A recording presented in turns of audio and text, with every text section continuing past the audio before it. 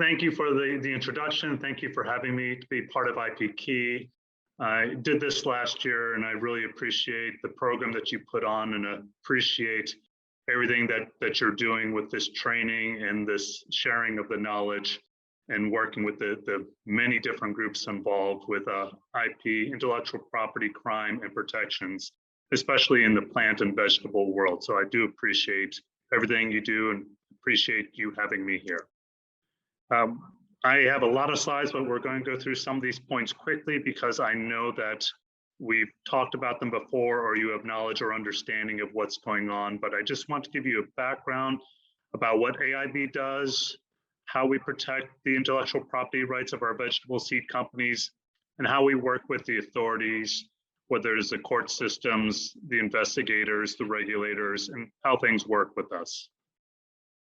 AIB is the Anti-Infringement Bureau for Intellectual Property Rights on Plant Material.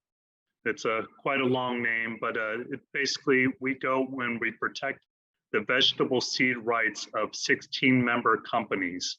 We're a nonprofit organization and we have been in action since 2010, so almost 12 years now.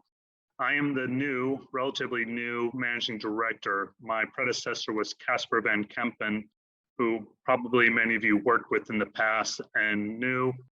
It was very great. Casper is fantastic, had a lot of knowledge, very large shoes for me to fill, but I appreciate everything that he has set up for me to do. What are we trying to do at AIB? We just want to level the playing field. We want everybody to play fairly. We want to make sure that every vegetable seed producing company and breeder is going through the correct steps, making sure nobody has an unfair advantage, making sure that there's no issues with new vegetable seeds coming into the market, whether it's somebody is stealing the intellectual property rights or somebody is reproducing seeds illegally, or whether somebody is reproducing or introducing vegetable seeds that might be have issues or problems that might cause issues in the market. So we want everybody to be the same. We understand that all of our vegetable seed companies are competitors. They are businesses. They want to develop the best variety that they can. And we want everybody to be able to develop the best variety they can legally and truthfully. Vegetable seed sales. I did not know this. I come from law enforcement background. I did a lot of work with intellectual property crimes with food and pharmaceuticals. And I thought the pharmaceutical industry would be very similar to the vegetable seed industry. It is not. As you can see by this slide, the vegetable seed industry spends 20 to 25% of their profits back into research and development, much more than every other industry out there. I haven't found another industry that spends more time, money, and effort to developing new products than the vegetable seed world.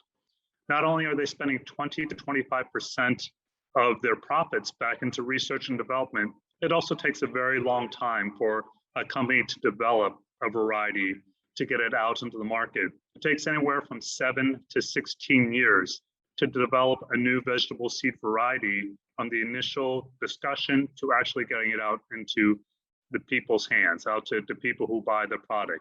So there's a lot of time, effort, and money involved with developing vegetable seeds. And we can talk about the many reasons why vegetable seeds, why you need new varieties every year. We have global warming. We have the population is expanding at tremendous rates. We have changes with the growing seasons. We have consumers' tastes and wants. So every year you need a new variety to come out onto the market for the people to buy and for growers and breeders to grow and to produce. The vegetable seed business chain is wide open. I was amazed when I started working with AIB how many issues there are with the vegetable seed chain, supply chain. At every step of the way, there seems to be many opportunities for pirates, criminals to either steal vegetable seeds, the new varieties, or introduce their stolen or unpure vegetable seed lines into the stream. It's very relatively easy to do, to make copies of seeds, to get seeds out in the market. They're a very small product. You could send a bag or a box, a regular size box through the mail with $1 million worth of product. And if you need to send 10, 15, 20 of those boxes, in case one or two of them get stopped, you still are making a tremendous amount of profit if you're a pirate or a criminal. It's very easy to ruin this seed supply chain, to put your products in, to take our products out. So it's very incumbent upon not only my vegetable seed companies, but every step of the process needs to be wary and cognizant of what is happening and what they should be looking for and what they should be on the lookout for. There is, we like to pursue the vertical enforcement of PVRs, so the plant variety protections and restrictions. If a breeding company has an issue with another breeding company, that's a horizontal problem. That is relatively easy to adjudicate, to come to an understanding, to end the problem. They're two large businesses. They will probably have access to lawyers and a legal team. That shouldn't be a problem. Where we see the main problem, at least in AIB, is when we start looking through the vertical supply chain.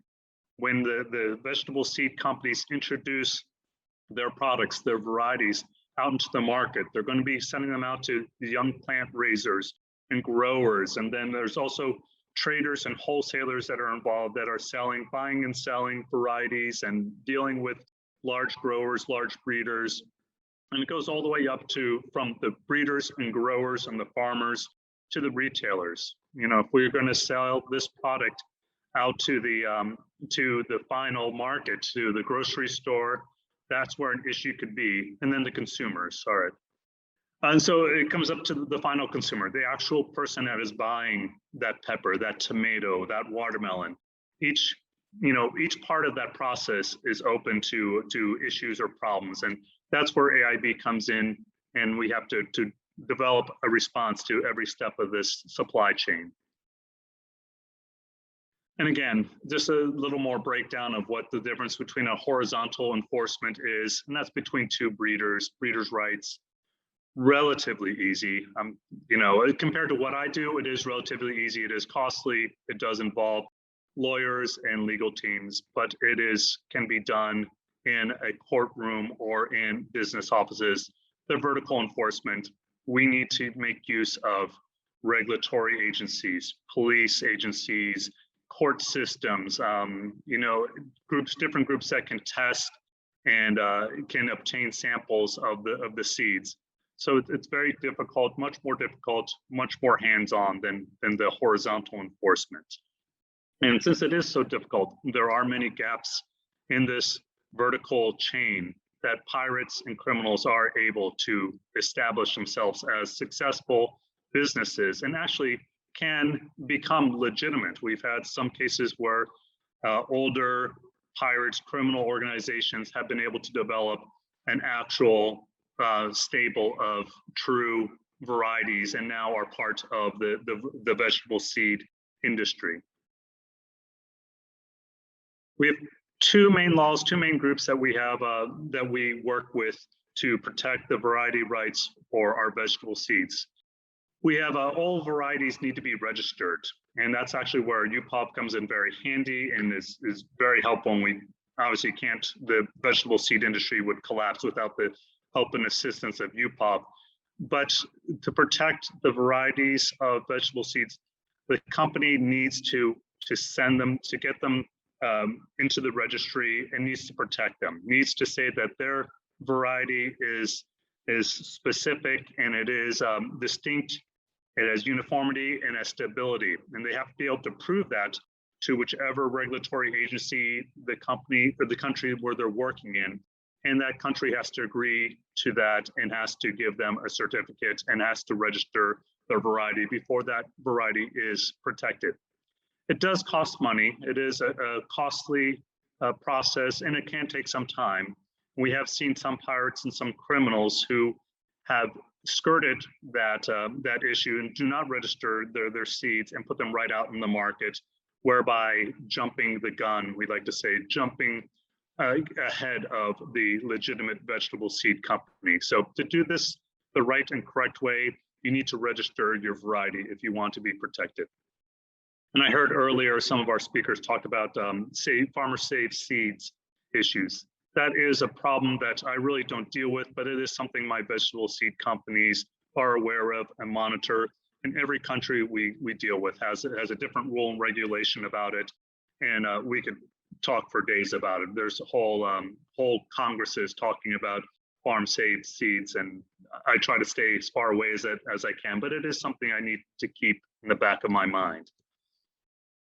How do we protect our varieties? They have to be registered, and you either register them as under the plant variety rights, the PVRs, or the plant breeders rights, the PBRs. Those are the main usual ways that vegetable seed companies protect the actual vegetable seeds. And as I said earlier, they have to register the seeds.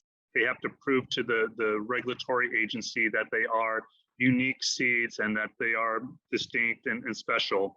So that is the main route that we go to protect our seeds. There's other ways that we can protect our vegetable seeds also. We can trademark the name. That's commonly used in flowers. There's a lot of overlap between vegetable seed markets and flower markets. There's a lot of similar issues and problems. But trade names are used a lot of times by flowers. We see it very rarely in the vegetable seed industry. A logo can also be trademarked. Logo can be anything, your company name, usually your, if you have a trademark name for your variety, you could also use that as a logo. And copyright issues. Copyrights are great for things like pictures. If you're going to print a brochure, if you're going to print up a seed packet and you're going to use a picture of your actual variety, then you can copyright that.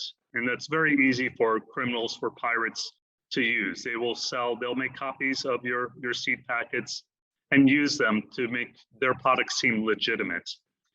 And there's also a couple of other ways to protect your varieties that we don't see as much in the EU.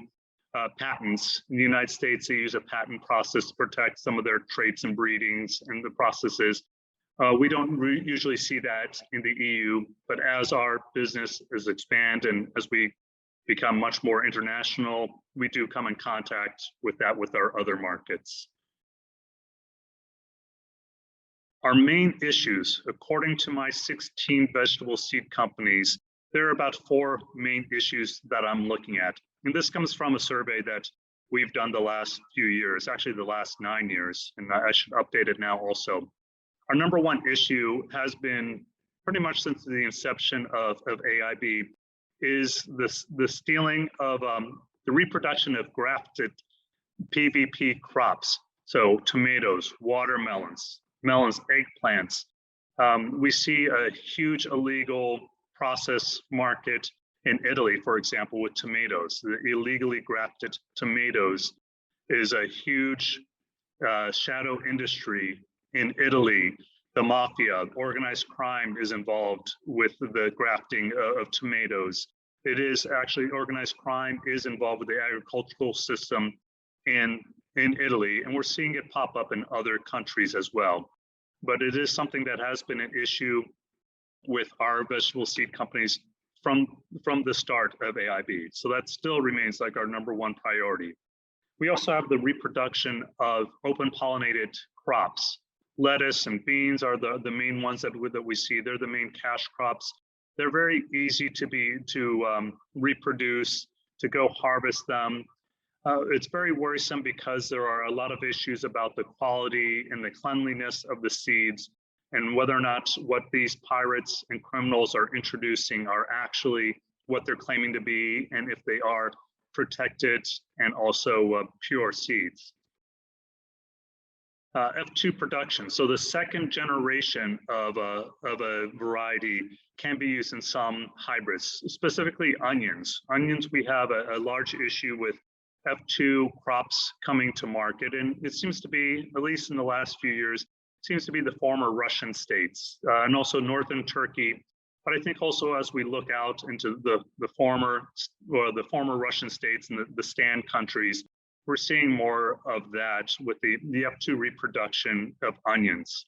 It is an issue, the second generation of a variety is probably about 95% pure, but then when you get after the second generation, they start breaking down and you don't get the same quality as you would.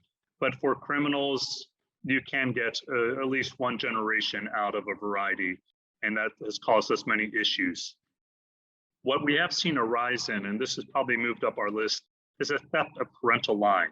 When you have a hybrid, you usually have a male and female line, and you keep them protected. And our seed companies protect it in various means and manners. They might split up the males and the females by continents. They might have, the female lines be in Asia and the male lines be in the breeders in Africa.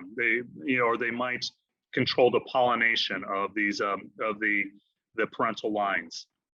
We are finding that the theft of parental lines is becoming more prevalent, especially in poorer countries where many of our vegetable seed companies are having their breeders, the reproducers are growing out the initial seeds, trying to build up their products. Some of these countries, they're so poor and their workers are so poorly paid that illegal companies, criminals will go and ask them to steal a parental line and will pay what is a large sum for that person in that country, but might be nothing compared to what the company, the criminal organization will make on it. They might pay $50,000 for a parental line for a successful tomato plant, and that will be nothing for them. That will be a mere drop in the bucket for their profits that they will make off to it. So we are definitely seeing a rise in the theft of parental lines, and they are difficult to protect and to discover. When something has been stolen, the parental line, it's hard to trace back, and then hard also to prosecute somebody that steals something like that. And we also see that sale of counterfeit seed packages, which I mentioned before. It's so easy to counterfeit a seed package. If anybody can do it. You can find a print shop online in almost every country that will make probably even better packets than what are being sold by our actual companies. And illegal seed companies will use these counterfeit seed packets and fill them with any seeds that they can get and sell them to the grower, to the farmer, and they will make a profit, and the grower and the farmer may or may not have a good crop at all. It may be an actual seed, the correct variety, but most of the times, especially if it's a counterfeit seed package, it's not going to be correct. We used to go after the protections that were based on the seed. So the PVPs, the plant variety protections, and the PBR, the plant breeders' rights. That is a very distinct and sometimes hard to follow regulation. And it takes a very educated prosecutor and judge and a lawyer to figure out what is going on, what happens. And it's sometimes very difficult for us. So what I have started in the last couple of years is expanding out what we look for and how we can get these criminals to stop. If I can get a criminal organization to stop their copying of a parental line or of a variety, but if I can do that by going after for tax evasion or for unfair competition or labor exploitation, I'm fine with that. And police organizations around the world, they understand tax evasion. We have a very good relationship now with the Italian Guardia di Finanza, which is the Italian money police. They love nothing better than a tax evasion or a money laundering case. I don't have to explain to them what a PVR is, a PVP, or what these different, what a parental line is. No, I can just say these companies are not paying taxes on their products, or these companies are hiding their profits from the sales of their illegally obtained varieties. And that's all they need to do.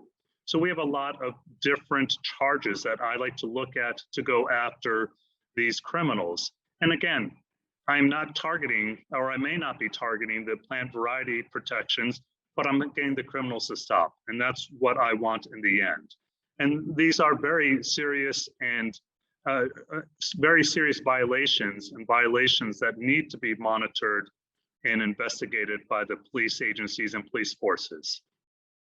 For example, phytosanitary issues.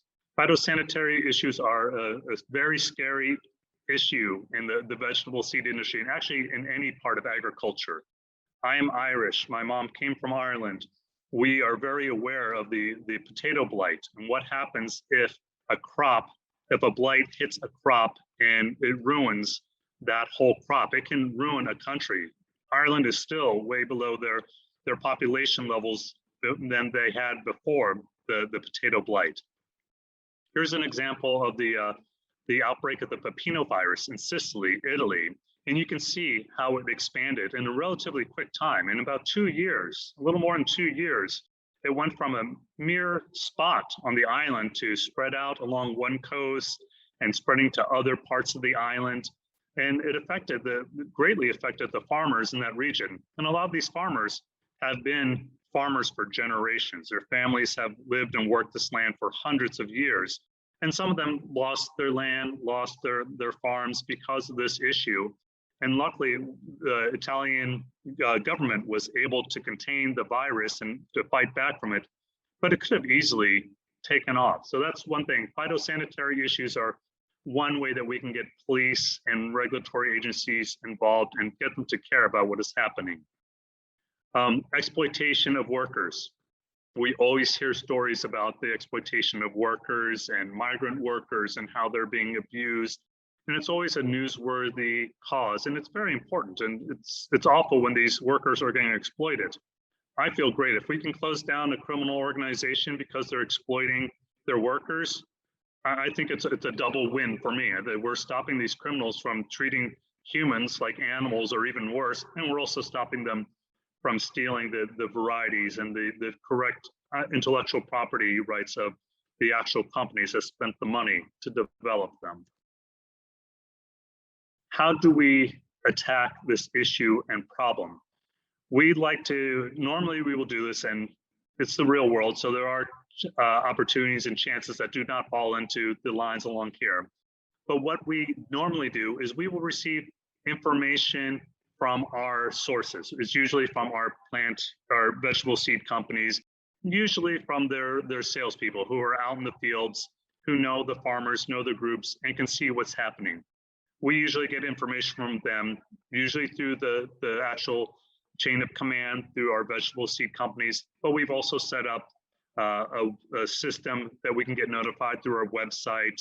And also we have some in Italy, especially, we have an Italian response team where people can notify our response team directly through the internet.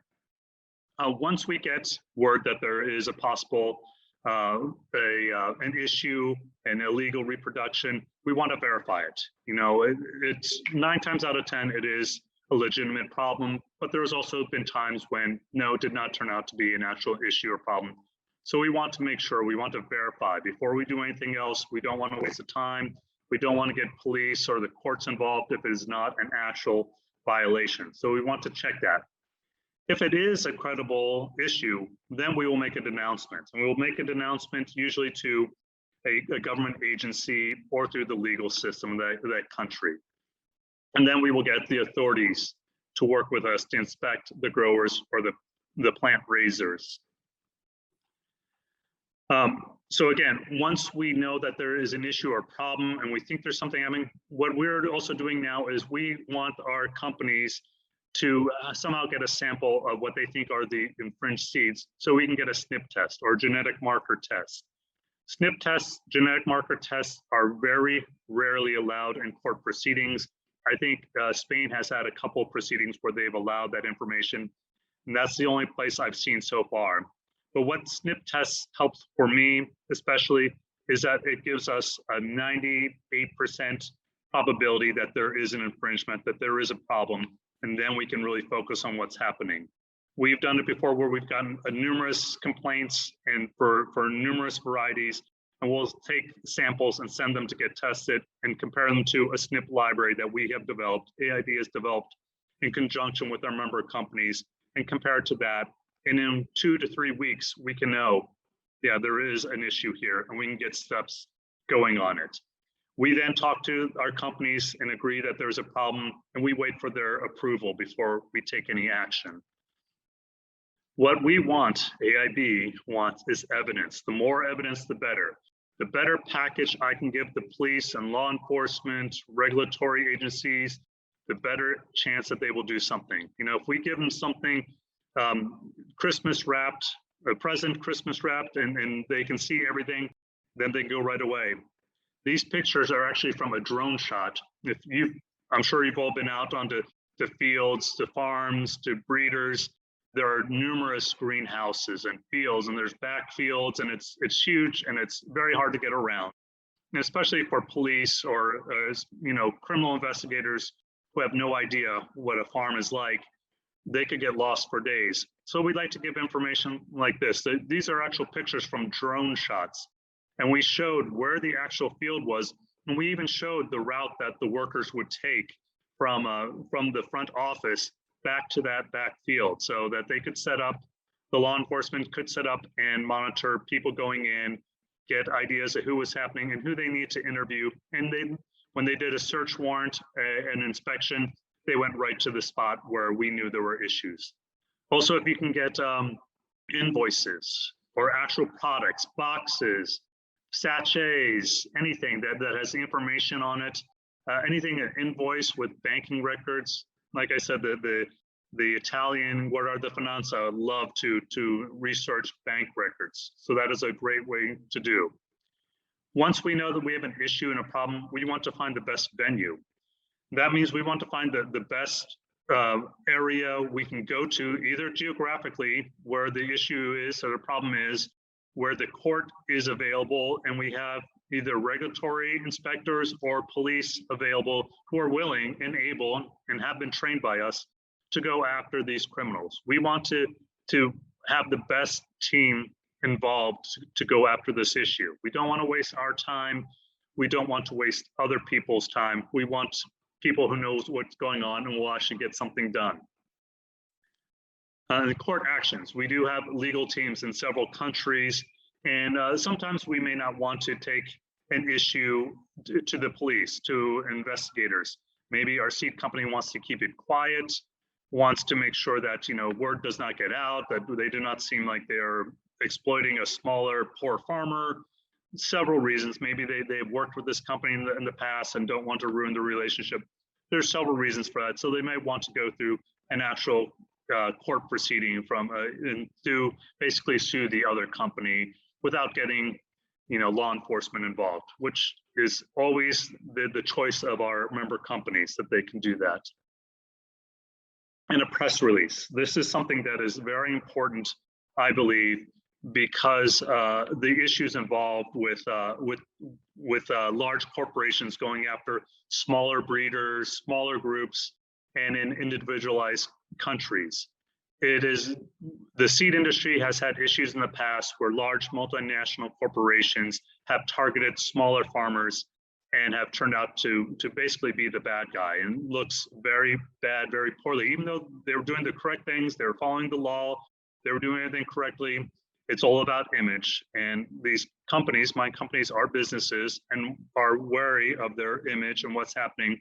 So I think it's very important to get a press release done and agreed upon before we actually need it. Now, if we know a court ruling is coming up, I want to have press releases available. A good one, yes, we won this court case, and these are the reasons why this is what this criminal was doing. Or if we have a bad outcome, they explain what we were doing, why we were doing this, and what the legality was. So I want to have those out there so we can get our word, our image out there right away, instead of waiting for the rest of the press to label us and have us to play catch up with it. We have an integrated system that has worked really well with us in the past, and we've developed it. As I said, we don't work only with PVRs and PVPs. We now work with police, with criminal investigators, with different groups. Italy has been a great source of success for us. We have now expanded out that we work with the Guardia di Finanza, as I said before, the financial police, the Carabinieri Forestali, which is basically the agricultural police and a military organization, and the Polizei, which is the police. We will get the information. We will make sure that it is a legitimate problem and issue, And then we will decide which competent authority we want to work with, the Guardia de Finanza, the Carabinieri, whoever. And we have spent the last few years helping to train them, working with them, developing plans of action with them. We developed a relationship, which is very important, especially in Italy.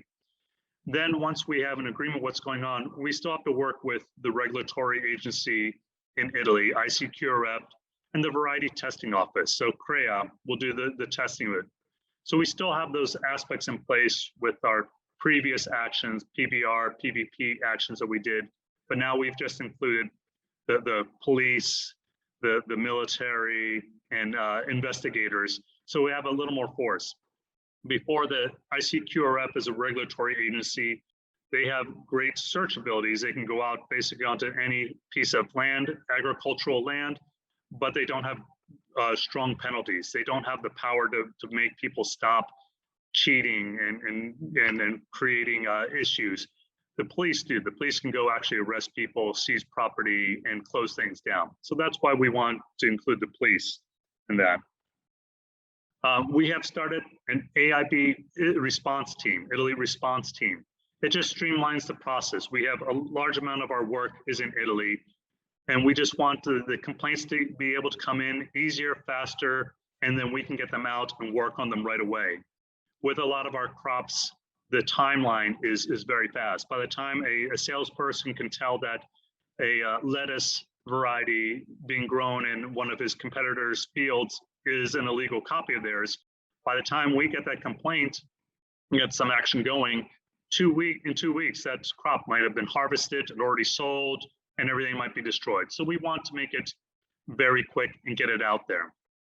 We also have done a post-market survey, started that up. A lot of pharmaceutical companies do that. Basically, you go and buy actual products that are out available on the market. And we've set up puppet organizations that can legally go buy seeds, and then we send them to get tested. We sent 18 samples to our SNP library and found that 2 were infringements, and we were able to pursue them. And we also have a tip line that I said before, that either people in Italy can contact us through our website or through the Signal app to our investigators on the ground. And we've also started a program with Enove and Gislive, the Spanish organizations, to work together to work with fruit companies. Even though vegetable seeds and fruits are distinctly different industries, we do have the same problems and tend to use the same investigators, courts, and systems. So we want to work together more. And again, this is the Italian response team, which I've talked about. And I'm sorry, I'm trying to get as many slides through as I can before we're done. And the Italian response team is, we want to develop intelligence and information. I want to get the information. I can't do anything without information coming in from the field, from our companies. Spain has also been a great example of how we can work together. And Spain has done one step farther than what Italy has done. They have actually developed organizations, agencies within Spain that specifically target infringements in the seed and agricultural world. So Gislive and Enove have been developed to go after criminals in the agricultural system. And we work with them many times. And actually, it's very easy for us to work in Spain. So when we hear of an issue or problem, we will contact our contacts in Gislive or Enove and work with them. And it makes it very easy to go.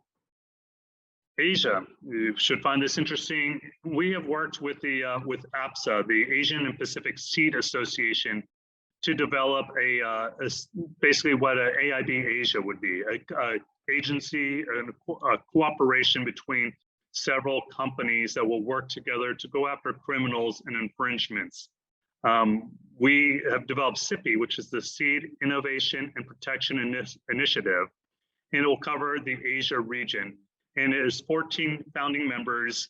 We are just on the cusp of starting this. We had our initial meeting 2 weeks ago, and we will have the signing at the end of this month, and we'll have it come into action probably at the end of this year and beginning of next year. And it'll work very similar to what I am doing here. It makes my job a lot easier because as much as I love going to Asia, and I've lived in several places in Asia, and I love going there, I can't spend 14 hours on a flight to go do something and take me away from my work here in Europe. But so this is a great opportunity for me and a great opportunity for vegetable seed companies in the area. We've also developed spread out. AIB used to be EU centered. We just handled incidents and issues in the EU. But as we worked with our vegetable seed companies, we determined, all right, there's more issues. The farther we looked, and all of our companies are international or globalized, the farther we looked, the more issues we saw. So we initially expanded into the Mediterranean basin. So Turkey and Morocco were added, some parts of the Mideast, like Egypt, we're trying to get into. So Turkey has been a roller coaster. You know, we want to get something going there, but it's been very difficult. So now I have started a core group, just a small group of like-minded seed companies who are their employees who are actually working there, are part of the seed industry there, and know what we can do and can't do. And I use them as the tip of the spear to point us in the right direction and to go after what's happening. We're doing the same thing in Jordan. My companies want us to expand into the Middle East. We have several issues in the Middle East. Jordan appears to be the easiest country for European companies to get their feet on the ground with. English speaking, local, they also deal a lot with Western governments. So we're developing a AIB Jordan core group. Same ideas, same examples. We want a small group on the ground in Jordan and Amman who will lead us, point us in the right direction, and will be the tip of my spear so we can see what we can do and can't do. Mexico, we looked at expanding to Mexico. We have issues there.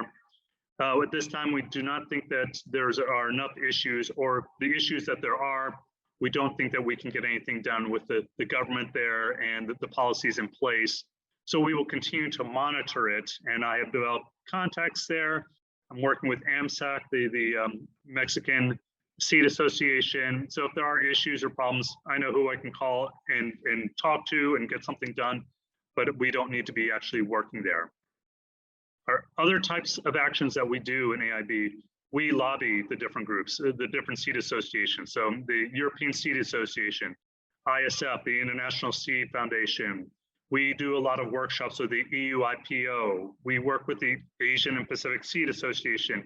We work with UPOV a lot to try to get word about what's going on, to change regulation, to change legislation, to make people aware of what's happening. And we also work a lot with Interpol and Europol as they do their operations and programs across the world. We also help sponsor studies or legal studies of what we can and can't do. For example, what I'm pushing now is trying to follow up on the SNP genetic marker tests that were successfully used in Spain for legal proceedings. See if we can get that expanded, get that information out to other court systems, other countries, so it can get accepted in other countries. So that is something I think is very important for us to do. And we also do education. We do meetings like this, seminars like this. I speak in front of all of our member companies individually. I also speak at a lot of different groups. NAFCAMBO, the Dutch agricultural agency, I'll be speaking at them next week. And we've also developed an e-learning module with Interpol a few years ago, and it offers a brief review, about an hour-long module on intellectual property rights pertaining to vegetable seed industry. And it's very good, and it was fantastic these last 2 years as everybody was quarantined. All my member companies, they get a password, a login from us, and their employees can go in and take this hour-long module, either learn about infringement and intellectual property right issues, or they can refresh what they already know and what they can look at. It just expands the eyes on the problem. Instead of just me trying to do something, now I have hundreds of people in the actual companies who are looking and reviewing what's going on. And that was my speed presentation for AIB. Thank you. I know I talked quickly, but hopefully you can share this PowerPoint presentation. And if you have questions, of course, you can contact me and get hold of me at any time. So thank you.